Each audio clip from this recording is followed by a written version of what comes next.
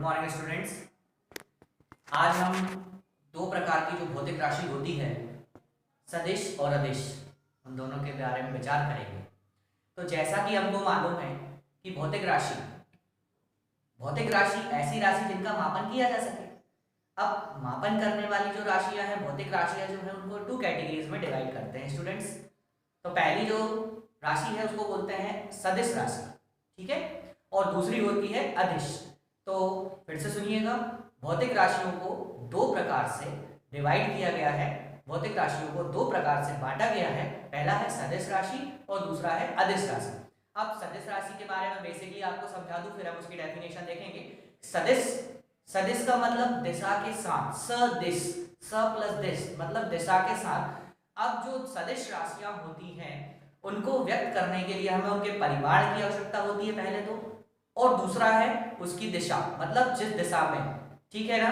तो आइए इसकी डेफिनेशन पे हम फोकस करते हैं। तो सदिश राशि, सदिश को हम इंग्लिश में बोलते हैं स्केलर क्वांटिटी। क्या बोलते हैं students? Scalar quantity. Scalar quantity ऐसी राशि होती है जिनको व्यक्त करने के लिए परिमाण, याद रखिएगा, दो चीजों की आवश्यकता होती है। पहला होता है परिमाण और दिशा की आवश्यकता होती है। पहली चीज क्या है आपकी?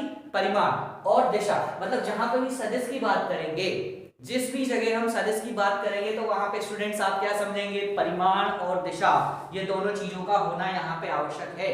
यदि किसी राशि में परिमाण और दिशा नहीं है तो वो क्या हो जाएंगी? अदिश राशि हो जाएंगी। तो सदिश राशि, जैसे कि मैंने आपको बताया, क्या बताया मैंने आपको कि सदिश मतलब दिशा के साथ। तो ऐसी भौतिक राशि जिनको व्यक्त करने के लिए, जिनको शो करने के लिए हमें दिशा और उसके परिमाण की आवश्यकता होती है, उसे हम सदिश राशि बोलते हैं स्टूडेंट्स, ठीक है।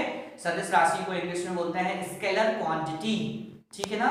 तो अब इसके एग्जांपल्स के बारे में बात करते हैं। तो पहला इसका एग्जांपल है विस्थापन। विस्थापन मींस डिस्प्लेसमेंट। आपको पता है कि कोई ऑब्जेक्ट पॉइंट ए से पॉइंट बी तक जाने में, ठीक है ना, कोई ऑब्जेक्ट पॉइंट ए से बी तक जाने में जिस डायरेक्शन भी यहां से यूज हो रहा है और उसका मैग्नीट्यूड भी हो रहा है। मैग्नीट्यूड मतलब होता है उसका परिमाण और डायरेक्शन मतलब उसकी दिशा। तो यहाँ पे दोनों है विस्थापन में। अब दूसरी चीज आती है इसका वेग, वेलोसिटी। वेलोसिटी, वेग, ये भी एक सदिश राशि है। अब वेग कैसे सदिश राशि है? अब मान लो आपको एक एग्जांपल दिया कि भाई एक ऑब्जेक्ट है जो कि 5 मीटर पर सेकंड की वेलोसिटी से चल रहा है, ठीक है ना। तो अब इसकी दिशा भी होगी क्योंकि ये एक सदिश राशि है स्टूडेंट्स। तो पहली सदिश राशि का एग्जांपल हम देखें, विस्थापन means displacement, second one is that velocity मतलब वेग, और एक्सेलरेशन मींस त्वरण, ठीक है ना। तो ये भी आपका क्या है? एक सदिश राशि के रूप में जाना जाता है। इसके बहुत से एग्जांपल्स हैं स्टूडेंट्स, जिनके बारे में हम जब इसको डीपली समझेंगे तब हम उसके बारे में उसको डिटेल से हम विचार करेंगे। अब हमारा जो अगला टॉपिक है अदिश, जिसको बोलते हैं वेक्टर, ठीक है, याद रखिएगा। सदिश मींस स्केलर और वेक्टर मींस अदिश, ठीक है। तो आइए अब हम अदिश राशि मींस वेक्टर के बारे में देखते हैं।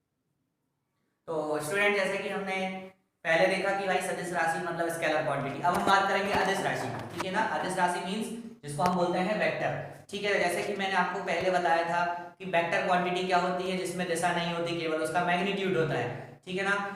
A physical quantity having magnitude only, it is called the vector quantity. इसको हिंदी में देखते हैं कि जिनको व्यक्त करने के लिए, जिनको व्यक्त करने के लिए केवल परिमाण की आवश्यकता होती है। यहाँ पे दिशा नहीं होगी अदिश राशि में, ये याद रखिएगा।